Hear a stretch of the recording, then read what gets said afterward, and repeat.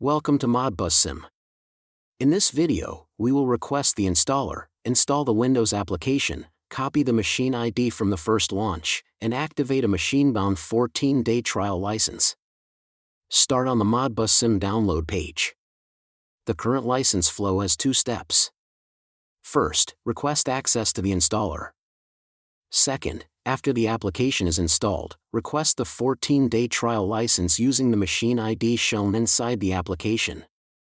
On the download page, open the installer request form. Enter your name and email address. Add the company name or project name if it is available. The message box already includes a default request. Review the text, add any project details that matter, and submit the request from the site.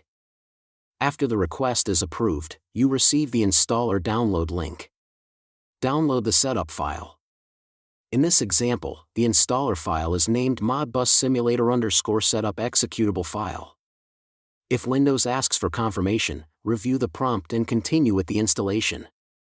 Continue through the setup wizard. Confirm the application name. The installer uses the default program files location. Choose whether to create a desktop shortcut. Then start the installation. When setup is complete, keep the launch option selected and finish the installer. Modbus Sim should open automatically. On first launch, if no active license is found, Modbus Sim opens directly on the license page. The license page shows the machine ID, the license activation area, and the current license state.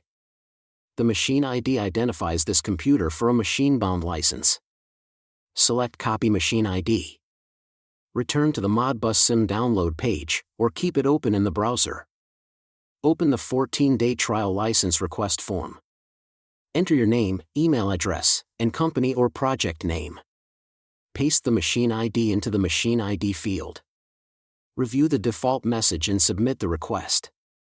After the request is approved, you receive a 14-day trial activation key generated for that machine ID. Return to the license page in Modbus Sim. Paste the 14-day trial activation key into the activation box. Activate the license. After activation, confirm that the license state shows trial and that the remaining days are shown correctly.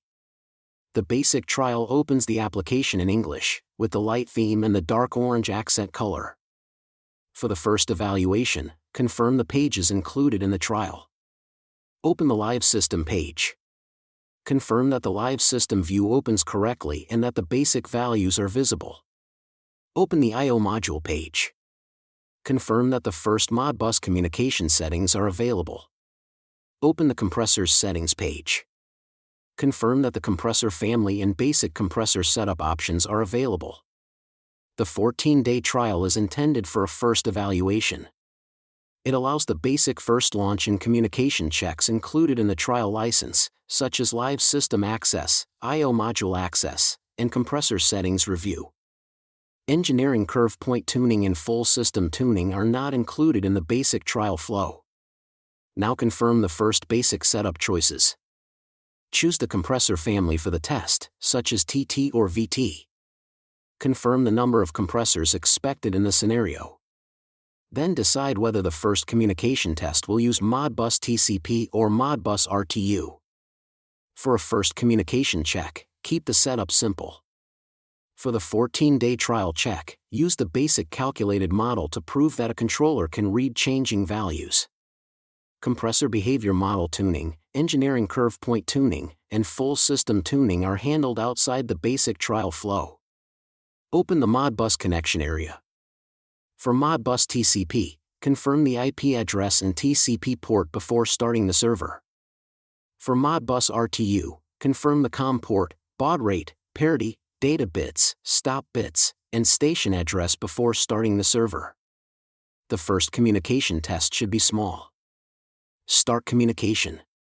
Read one known live register from the external controller or from a Modbus test client. Confirm that the value is available and that it changes in the application. After communication is confirmed, open the Live System page or the Monitor page.